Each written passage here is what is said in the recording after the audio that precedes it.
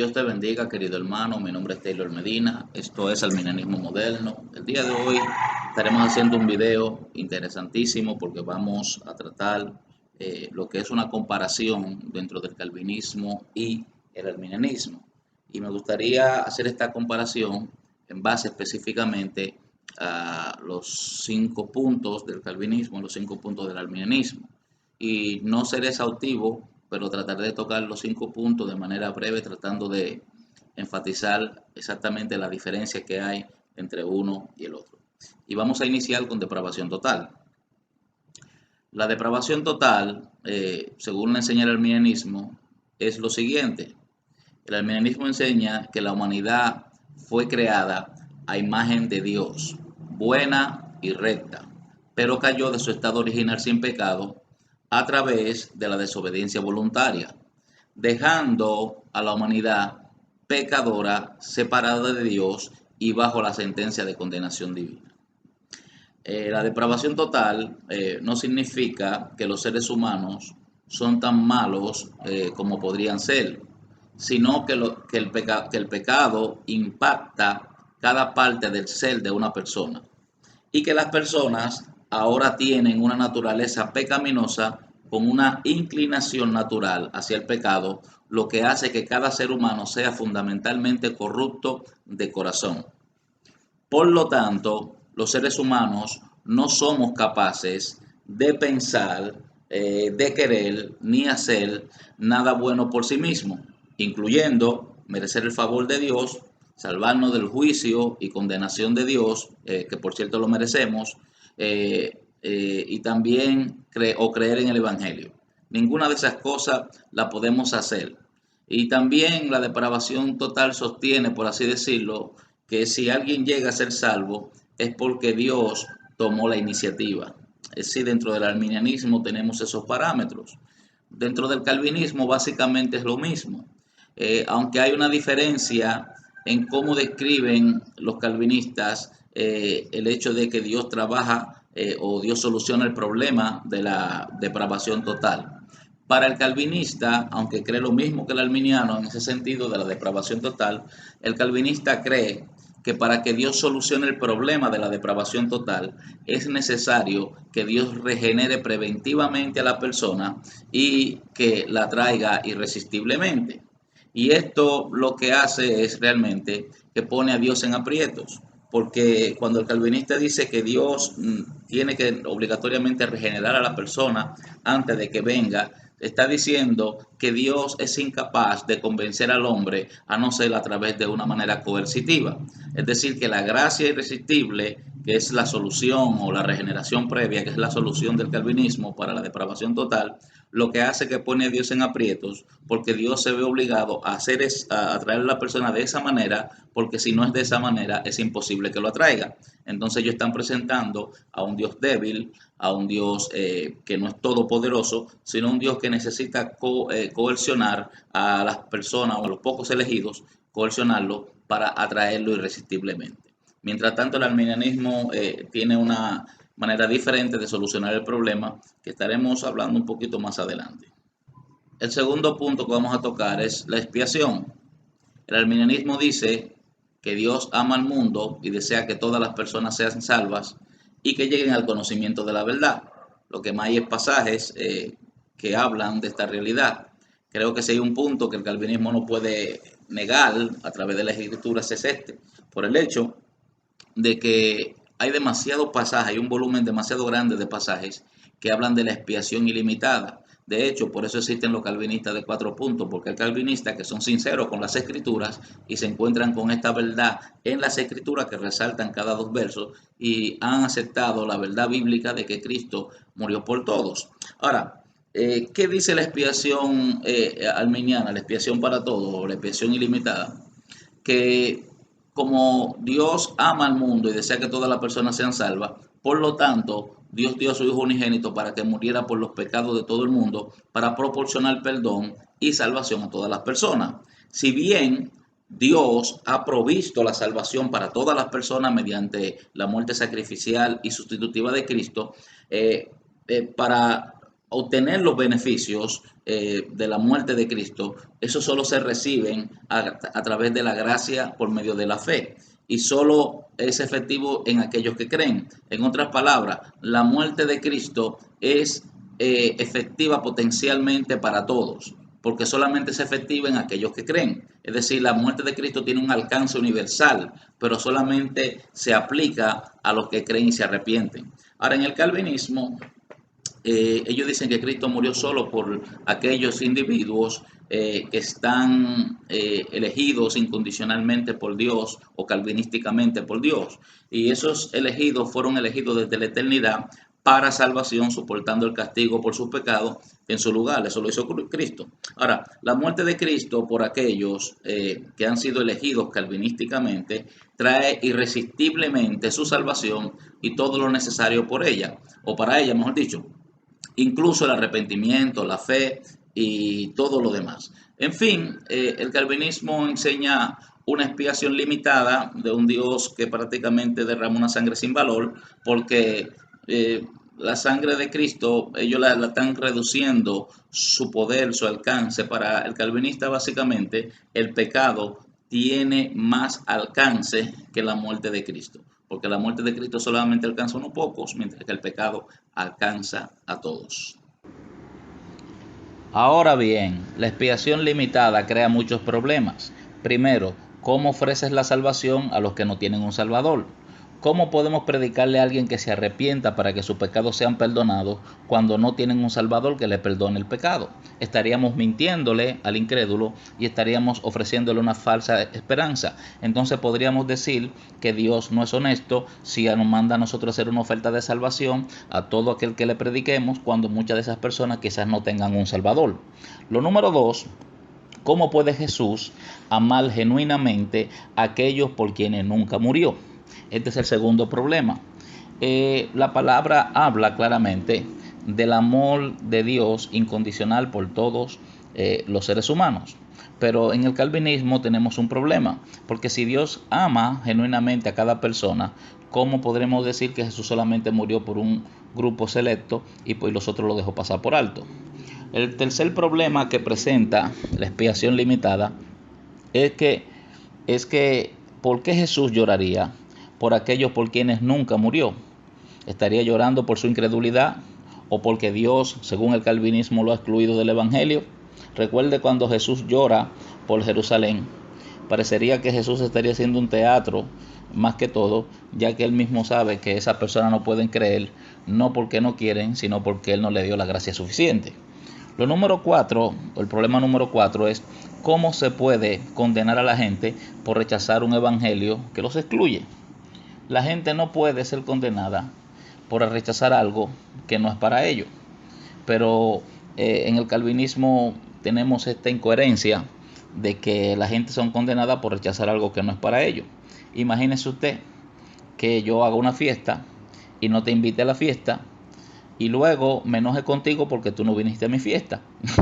Eso es más o menos la idea que tiene el calvinismo con este asunto de la expiación limitada. Y número 5, ¿cómo puede Jesús decirle a los fariseos en Juan 5:40 que no tienen vida porque se niegan a venir a Él y recibirlo, si realmente el Evangelio no es para ellos? En fin, hay muchos más problemas que se pueden citar que crea lo que es la expiación limitada, que son problemas insalvables para la doctrina calvinista. El tercer punto que vamos a tocar es la elección. En la elección encontramos que el arminianismo enseña dos posturas. La primera es la elección condicionada a la fe, que es la elección individual, y la segunda es la elección corporativa. ¿Y qué enseña el arminianismo? El arminianismo enseña que Dios ha decidido soberanamente elegir solo a aquellos que tienen fe en su Hijo Jesucristo para la salvación y su vida eterna. Dios ha sabido de antemano, desde la eternidad, qué personas creerán en Cristo. Entre los arminianos, como dije, hay dos posturas específicas que son la individual y la corporativa. La elección individual enseña que Dios eligió individualmente a cada creyente basándose en su conocimiento previo de la fe. Cada uno ha sido predestinado a vida eterna en base al conocimiento de su fe. Aunque yo quiero enfatizar algo, Arminio, referente a este asunto de la elección prevista por la fe, enseña algo muy diferente a lo que mayormente se entiende o a lo que mayormente la gente dice. Ejemplo, siempre los calvinistas atacan al arminianismo diciendo como que Dios mira a través de los pasillos de la eternidad para ver quién creerá y luego lo elige. Pero cuando a Arminio le hicieron una pregunta que era primero de la fe o la elección, Arminio dio una respuesta por distinción y no una respuesta simple. Es decir, él dio una respuesta doble referente a ese tema, lo cual yo tendría que tocar en otro video, siendo un poquito más amplio. Eso está dentro, creo que de las 9 preguntas teológicas que le hicieron a Arminio, si no me equivoco. Eh, y él habla de esto y él hace una distinción y él pone en una pregunta, él dice, si es de tal forma, la fe primero, pero si es de tal forma, entonces la elección es primero. Él da una explicación ahí que es sumamente interesante, que habría que leerla a los que ya tienen acceso a las obras de Arminio o la han podido leer como yo hace tiempo, tienen la posibilidad de leerla. No recuerdo bien cómo estructura Arminio el pensamiento, así que me gustaría hacer un video exactamente solamente de eso. Y segundo, tenemos la elección corporativa. La elección corporativa es para salvación y es todo sobre la iglesia como pueblo y abraza a los individuos solo en la fe y unión con Cristo, porque ya que Cristo es el elegido y como miembro de su pueblo, y dado que la elección del individuo se deriva de la elección de Cristo y el pueblo corporativo de Dios, los individuos se vuelven elegidos cuando creen y permanecen elegidos solamente mientras están en el cuerpo o solamente mientras creen. ¿Qué significa esto? Significa que la elección del individuo es secundaria, que mi elección es por causa de mi afiliación por la fe a Cristo. Eso se llama elección corporativa. Yo soy elegido porque estoy en Cristo. Soy elegido porque soy parte de la iglesia y comparto el destino y comparto el propósito o la predestinación de la iglesia, que es ser glorificada. Ok, en el calvinismo es diferente. En el calvinismo ellos tienen una idea de una elección incondicional. Y ellos dicen que Dios escogió a algunos individuos incondicionalmente desde la eternidad para la vida eterna según su propio beneplácito, completamente aparte de todo lo que tenga que ver con la persona, incluidos los méritos, las buenas obras o la fe prevista. Según ellos, también Dios retuvo su misericordia del resto de la humanidad, ordenándolos a la deshonra y a la ira por su pecado. Así también podemos decir que por decreto de Dios y para su gloria, algunas personas están incondicionalmente predestinadas a la vida eterna y otras son dejadas o pasadas por alto a la muerte eterna a causa de su pecado. Y formando dos grupos específicos estáticos de individuos que no aumentan ni disminuyen, es decir, nunca podrán ser cambiados. Algunos calvinistas creen que Dios se propuso glorificar su nombre eligiendo incondicionalmente a algunas personas para la bendición eterna y otras simplemente para el infierno. Eso es más o menos lo que enseña Calvino directamente. Y que Dios ordenó la caída y decidió crear el mundo para lograr esa meta. Eso lo enseñan algunos calvinistas, gente que dicen hipercalvinistas, pero yo creo que esos son los calvinistas consistentes con su calvinismo. Ahora, dentro de la elección incondicional encontramos un problema y es que la Biblia coloca la elección en Cristo. La Biblia dice que nosotros hemos sido escogidos en Él desde la fundación del mundo, es decir, en Cristo. Y la Biblia no conoce una elección fuera de Cristo. Pero el calvinista dice que ellos fueron escogidos desde antes de la fundación del mundo para llegar a Cristo. Y la Biblia no enseña en ninguna parte que somos elegidos para llegar a Cristo, sino que somos elegidos por estar en Cristo. Y también esto plantea un problema serio, porque según la palabra dice que toda bendición espiritual en los lugares celestiales son dispensadas en Cristo. Y según el calvinismo, ellos son elegidos en sí mismos, porque no son elegidos para llegar a Cristo, es decir, son elegidos en sí mismos para llegar a Cristo. Pero la elección es una bendición espiritual. Y si es una bendición espiritual, no puede ser dispensada aparte de Cristo. Así que cuando ellos dicen que son elegidos para llegar a Cristo, están diciendo que son elegidos en sí mismos para luego llegar a Cristo. Y es imposible porque la Biblia dice que toda bendición espiritual es dispensada solamente en Cristo. Eso pues, también se podría aplicar a la regeneración, que ellos dicen que son regenerados antes de llegar a Cristo para poder llegar a Cristo. Y también encontramos con este asunto de la elección calvinista un hecho interesante, y es que la elección calvinista es una elección secreta, ya que nadie sabe quiénes son elegidos. Y uno le preguntaría a ellos cómo ustedes saben que son elegidos. Pero también plantea otro problema. Cristo dice, nadie viene al Padre si no es por mí. Aparte de Cristo, a los ojos del Padre solamente somos pecadores.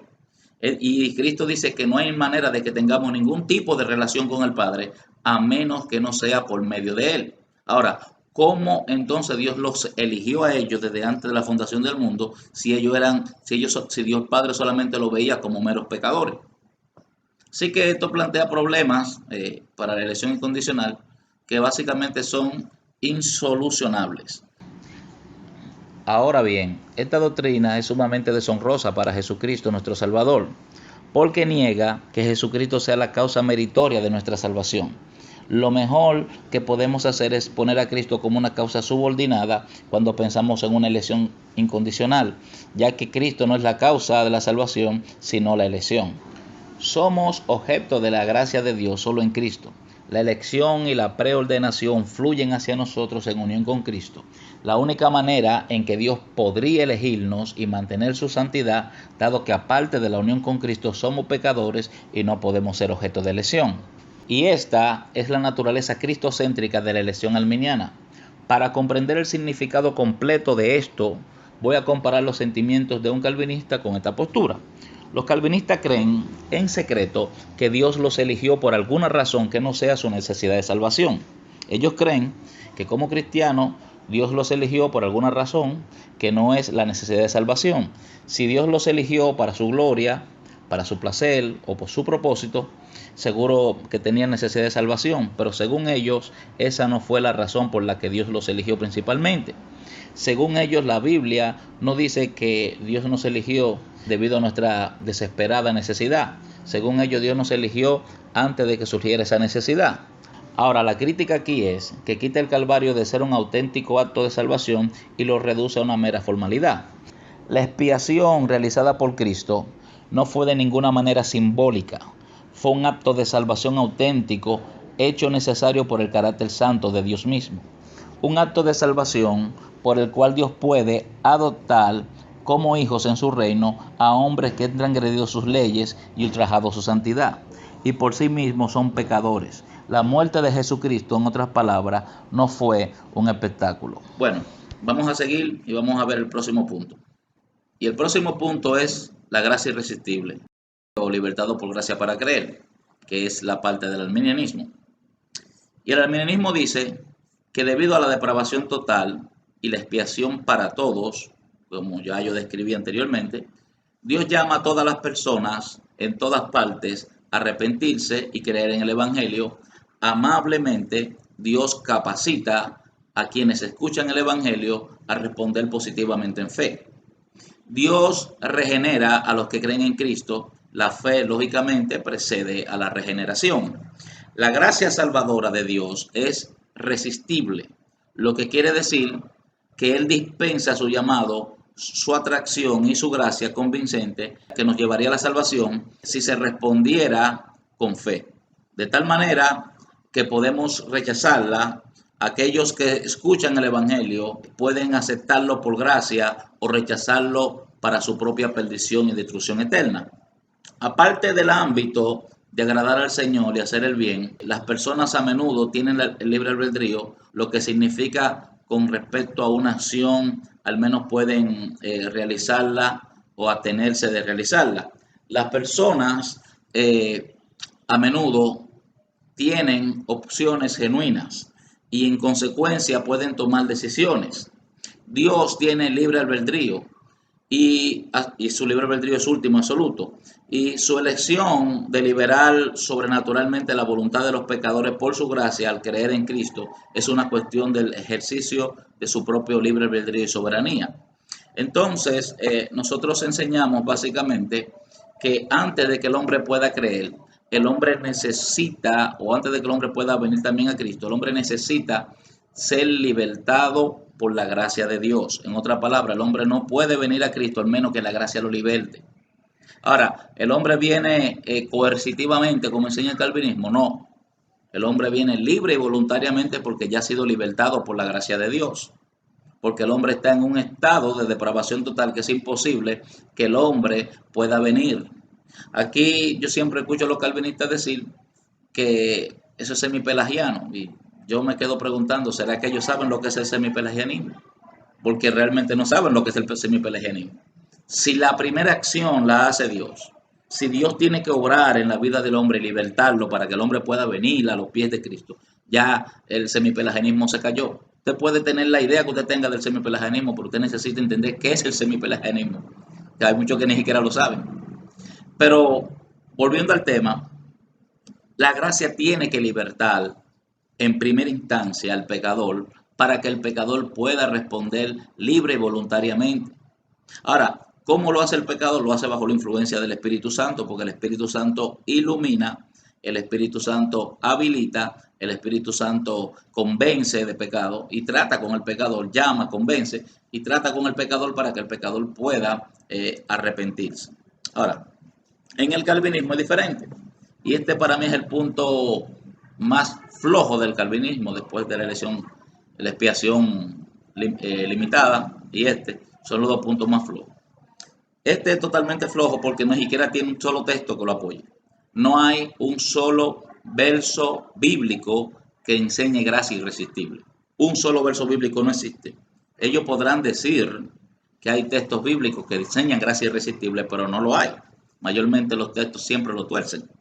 Pero, ¿qué enseña el calvinismo respecto a esto? Ellos dicen que aquellos a quienes Dios ha elegido incondicionalmente, por quienes Jesús murió, Dios atraerá irresistiblemente o coercitivamente a la fe en Cristo por su gracia a través de la regeneración previa, haciendo que la fe sea inevitable. En otras palabras, no hay opciones. La gente cree o cree. Y me llama la atención que muchas veces ellos hablan de libertad, de que el hombre no es, a veces calvinistas tratando de confundir este punto, dicen no, porque lo llaman llamado efectivo.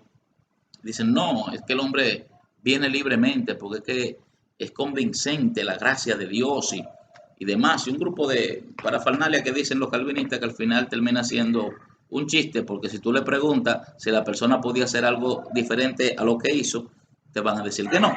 Entonces al final no fue libre voluntariamente. Entonces, ¿qué más dice la gracia irresistible? Que cuando Dios atrae a los pecadores elegidos a Cristo, los hace irresistiblemente dispuestos a venir a Cristo y a venir con fe libremente. Ahora fíjese algo, esto lo estoy leyendo. Si bien estoy presentando el punto de vista calvinista de manera objetiva y típicamente sin comentarios, la autocontradicción que está aquí en esto que yo acabo de leer es demasiado obvia para dejarla pasar. Ellos dicen, irresistiblemente hace que vengan voluntaria y libremente. Es lo que estoy mencionando ahora mismo. El calvinismo es sumamente incoherente en este punto, porque si es irresistible, como dice Sproul, coercitivamente, si es coercitivamente, no es libre y voluntariamente. Ahora, si el hombre tenía la opción de hacer algo diferente, sí es libre y voluntariamente. Ahora, si bien Dios llama a todos sin distinción a la fe en Cristo, que es lo que el calvinista llama el llamado general, solo llama a los que ha elegido incondicionalmente de una manera que no se pueden resistir, y eso es llamado eficaz. Y así es que los calvinistas describen lo que es la gracia irresistible y el llamado general. ¿Qué dicen ellos? Ellos dicen, eso lo dicen algunos cuantos, ellos dicen que Dios llama a todos, pero que al final solamente lo que van a responder positivamente son aquellos que se le aplica la gracia irresistible. Entonces podríamos decir que el llamado de Dios a todos no es un llamado sincero, porque Dios está llamando a todos y al mismo tiempo está reteniendo la gracia necesaria para que ellos crean. Es como decir que yo estoy pidiéndole a ellos que hagan algo que yo sé que de ninguna manera van a poder hacer. Eso es increíble. Bueno, también ellos dicen que aquellos que Dios no ha elegido rechazarán el llamado del Evangelio por su propia voluntad y no podrán hacer otra cosa. Bueno, si las personas necesitan una gracia que lo liberte y no se le da, no se le concede, entonces estamos diciendo que Dios simplemente lo que está es haciendo una publicación de algo, no haciendo una oferta, porque si fuera una oferta genuina, hubiera una real oportunidad de que las personas pudieran venir a Él. Sobre el tema de la gracia irresistible, la cuestión clave es: ¿puede un hombre que experimente la gracia de Dios que conduce a la conversión elegir no creer? Los arminianos decimos que sí, los calvinistas dicen que no. Dicho de otra manera, se da la gracia de tal manera que necesariamente causa la fe. Los arminianos dicen que no, los calvinistas dicen que sí. Ahora bien, vamos a mostrar evidencia de que la gracia es resistible. Número 1, libre albedrío. La Biblia dice que el hombre tiene voluntad y toma decisiones. Primera de Corintios 7:37 y Josué 24:15 son un ejemplo de lo que la Biblia enseña.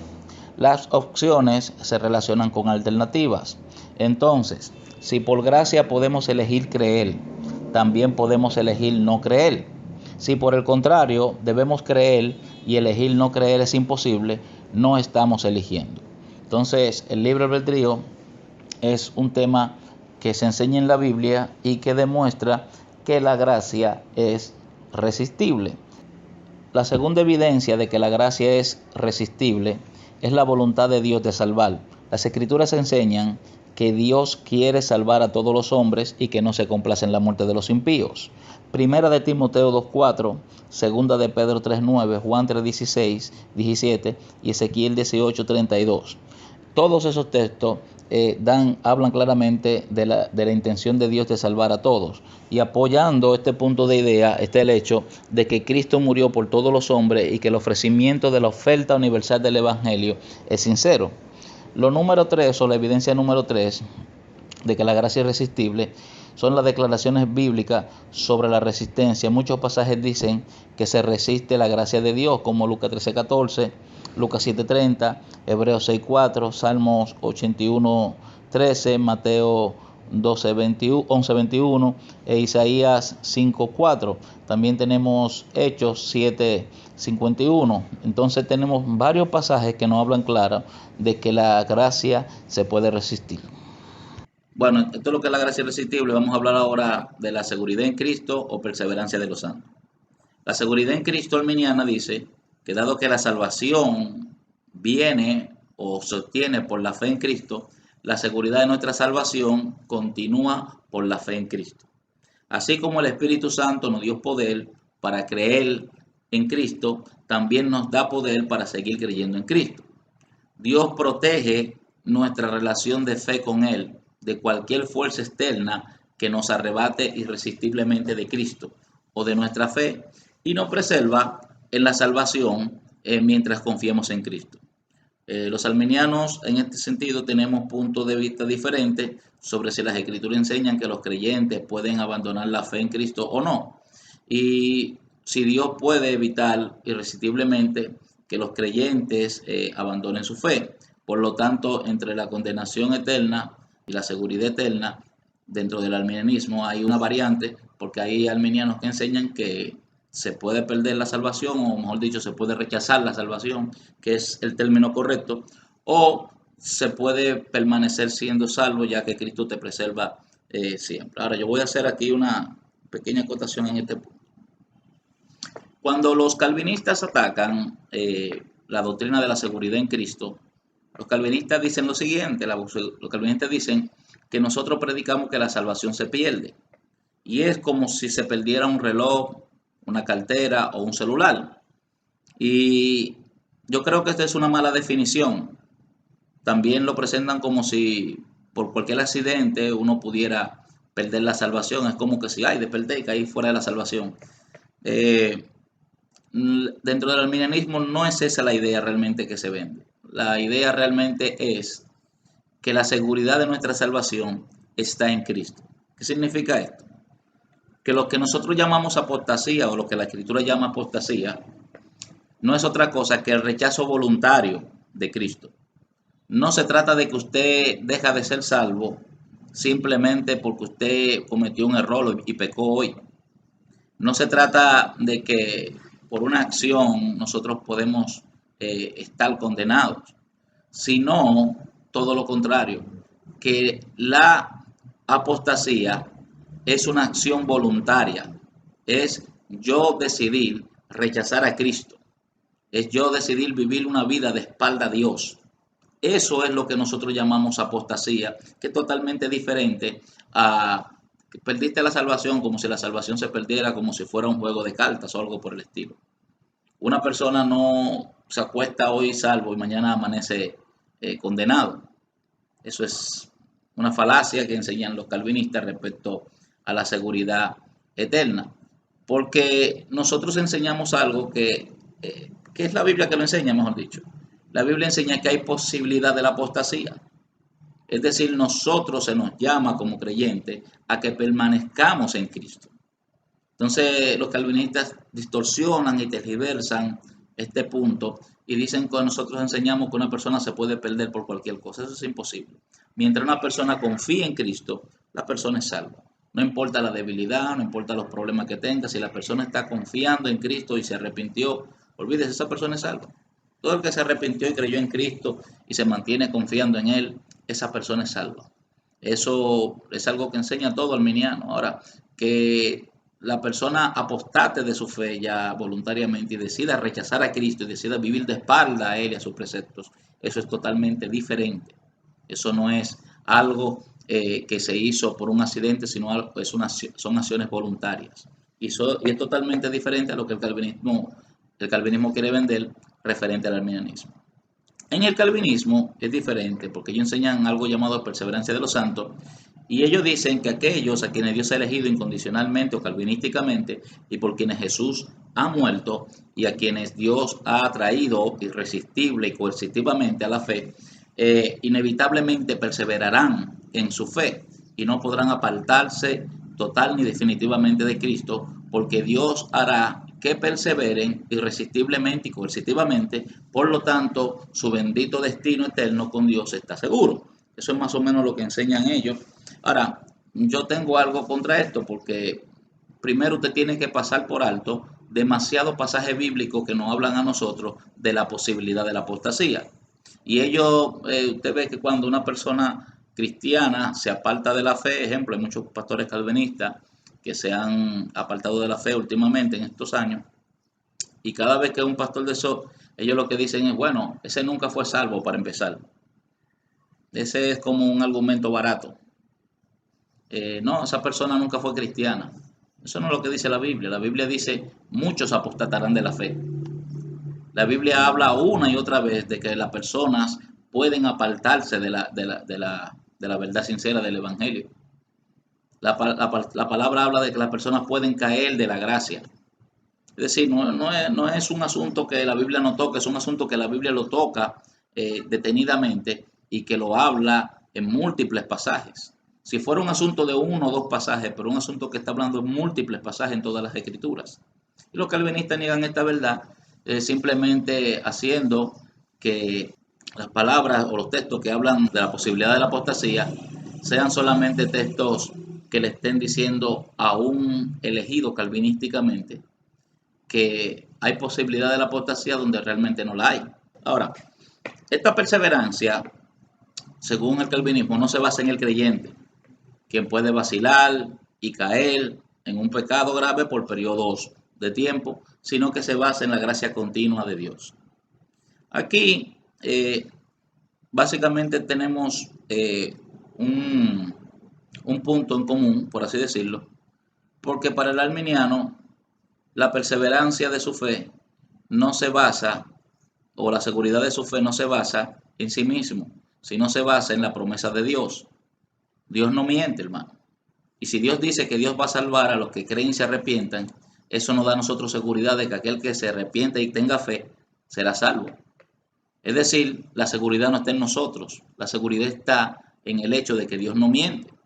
Entonces, en ese sentido tenemos un punto en común, ya que creemos los dos, por así decirlo, que si perseveramos es por la gracia de Dios que continúa asistiéndonos y sigue trabajando en nuestra vida. Ahora, según el calvinismo, aquellos que perecen o que parecen ser creyentes, pero se apartan de la fe y mueren sin fe en Cristo, demuestran que no habían llegado nunca realmente a la fe salvadora en primer lugar, que es lo que ellos dicen.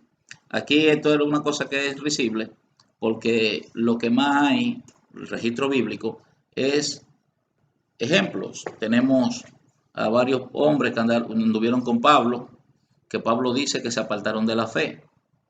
Y no tenemos, hermano, que buscar mucho. Cuando usted encuentra eso en las escrituras y usted ve otros que se fueron también de la fe, ya en la experiencia personal de cada uno de nosotros, personas que le sirvieron a Dios, personas que amaron a Dios, personas que estuvieron en el ministerio, estuvieron dando fruto y de repente pasó algo en su vida que lo marcó negativamente y o se fueron enfriando paulatinamente y decidieron en algún momento apartarse de la fe. Y eso es voluntario, eso no es un asunto de que esa persona amanecieron de un día para otro perdidos, sino que fueron enfriando, se fueron alejándose de las cosas de Dios hasta que al final terminaron de separarse totalmente de Dios. Ahora bien, sobre la apostasía, tenemos que entender algo. El propósito principal de una advertencia es proporcionar un incentivo para evitar su consecuencia. Una advertencia que no puede proporcionar tal incentivo queda efectivamente anulada en su propósito como advertencia. Una advertencia no puede proporcionar tal incentivo a una persona que cree que sus consecuencias no son realistas. Por lo tanto, una advertencia se anula efectivamente con respecto a una persona que cree que sus consecuencias no son realistas. Con eso en mente, vemos que la Biblia advierte sinceramente a los creyentes que no se aparten de la fe y perezcan. El quid de la doctrina comúnmente llamada perseverancia de los santos es que ningún verdadero creyente puede caer hasta el punto de perecer. Debido a que la perseverancia de los santos niega categóricamente que la consecuencia de los pasajes de advertencia sean incurridas por algún santo, entonces las consecuencias de esas advertencias no son realistas según tal punto de vista.